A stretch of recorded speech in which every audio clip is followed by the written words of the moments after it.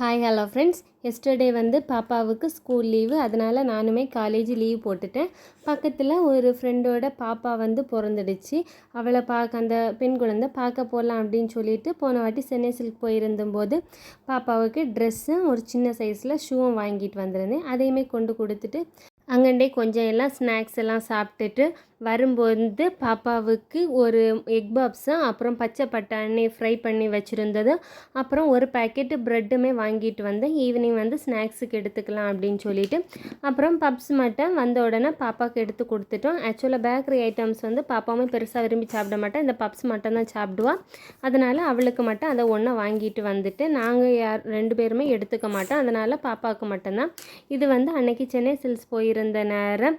ஆக்சுவலாக எங்கே இந்த மாதிரி ஒரு ஃபோட்டோ எடுக்கிறேன் அப்படின்னு சொன்னாலும் உடனே பாப்பா டான்ஸ் ஆட ஆரம்பிச்சிருவா. அதே வந்து கேப்சர் பண்ணிவிட்டேன். இந்த வீடியோ பிடிச்சதுனா லைக், ஷேர்.